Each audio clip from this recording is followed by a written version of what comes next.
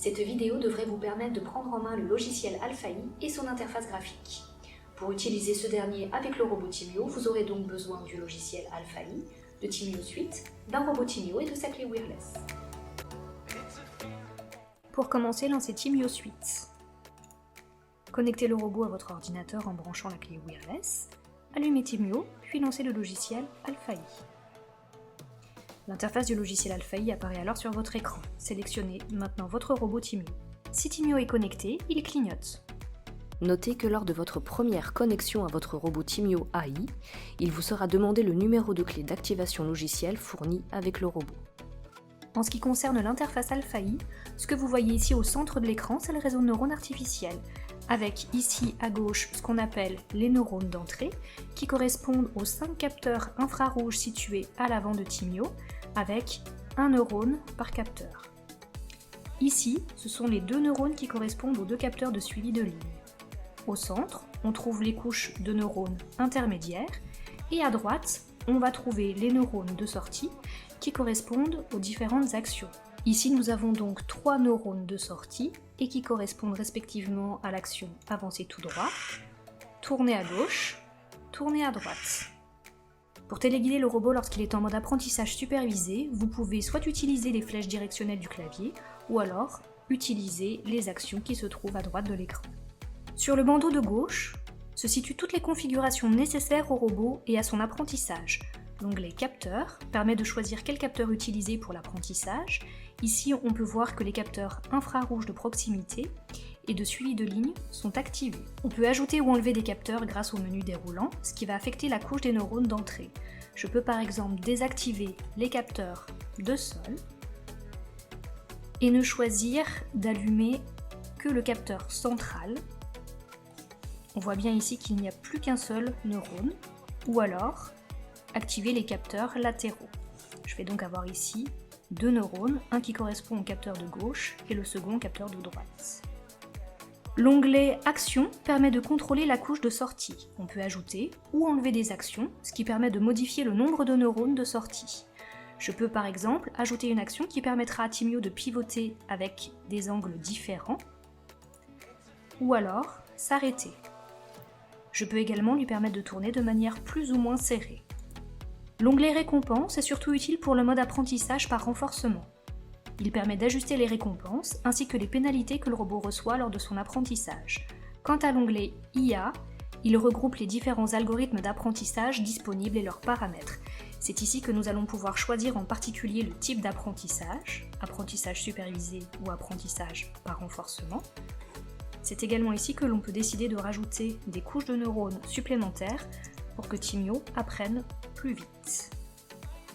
Enfin, l'onglet Visualisation permet de choisir les paramètres visuels de l'interface graphique. Par exemple, on peut choisir d'animer ou pas l'activité synaptique. On voit bien ici le signal propagé depuis les neurones d'entrée vers les neurones de sortie. On peut aussi activer la visualisation des apprentissages, qui permet de mettre en évidence en vert les connexions qui se renforcent et en rouge les connexions qui diminuent. Dans le bandeau du bas, vous trouvez les boutons qui permettent de choisir le modèle de robot. Dans cette vidéo, nous utilisons donc le robot Timio et de le connecter. Il y a également ici 2 boutons très importants, le bouton Apprentissage qui est coché par défaut et le bouton Autonomie qui lui est décoché par défaut. Pour l'apprentissage supervisé, on commence en général sans l'autonomie pour entraîner le robot en le pilotant soi-même, puis on active l'autonomie pour voir comment il a appris. Tandis qu'en apprentissage par renforcement, on active l'autonomie dès le début et l'IA fait son apprentissage toute seule par essai et erreur. Dans le bandeau du haut, le menu Paramètres permet quant à lui par exemple de charger des paramètres d'exemple.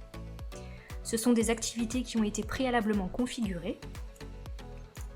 Ils permettent aussi de changer la langue de l'interface, de changer de mode, ou encore d'enregistrer les paramètres que vous auriez vous-même configurés manuellement.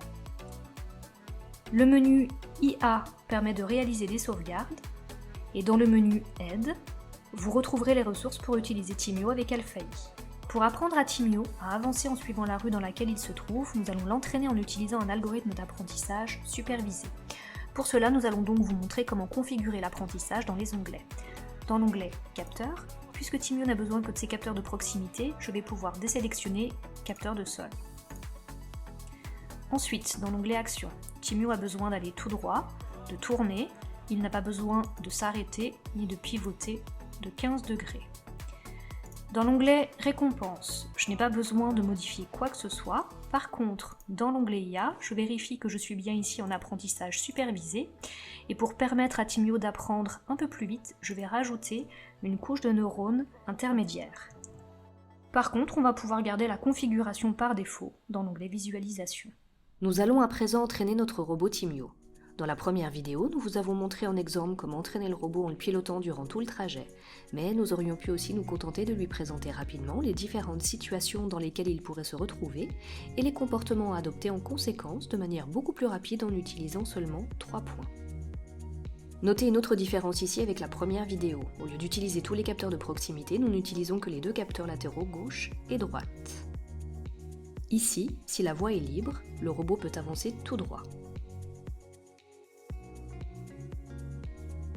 À présent, si ces capteurs détectent un obstacle à gauche, il doit donc tourner à droite.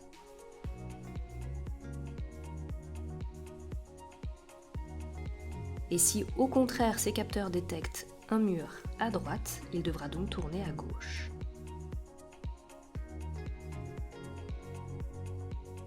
Maintenant, si l'on considère que notre robot est suffisamment entraîné, nous allons donc pouvoir activer le mode autonome et observer ce qu'il est capable de faire tout seul. A priori, il devrait être capable de se déplacer dans la rue en évitant les murs.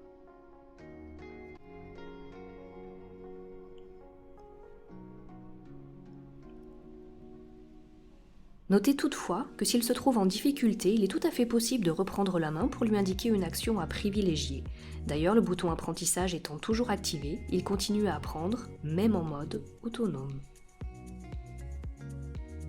Si jusqu'ici vous aviez la possibilité de programmer le robot Timio à l'aide d'un langage de programmation classique, tel que VPL, Scratch ou encore ce qu'on appelle la programmation textuelle, nous venons de vous donner un aperçu de ce que le robot Timio est capable de faire grâce à un algorithme d'intelligence artificielle.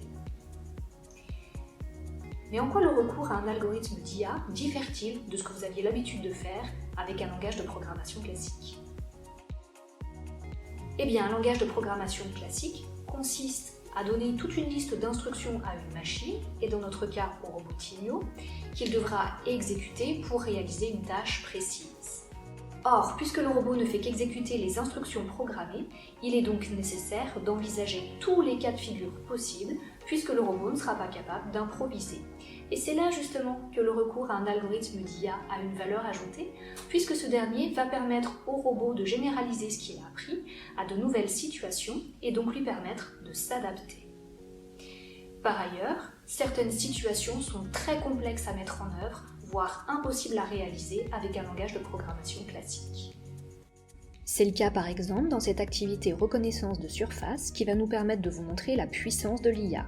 Ici, au lieu de faire des activités à Timio, on va le faire changer de couleur.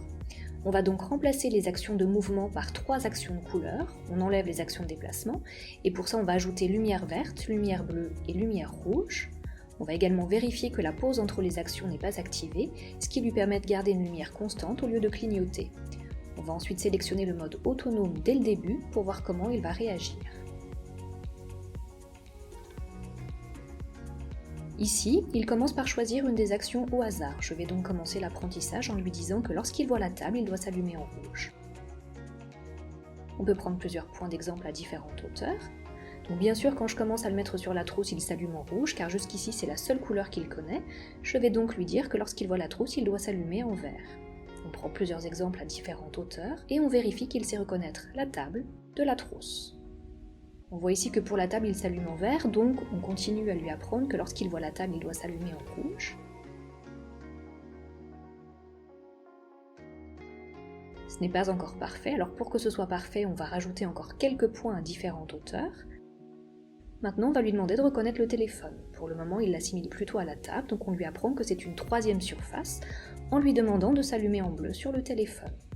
On lui donne plusieurs points, et maintenant on regarde comment il se comporte. Bleu sur le téléphone, vert sur la trousse, et rouge sur la table.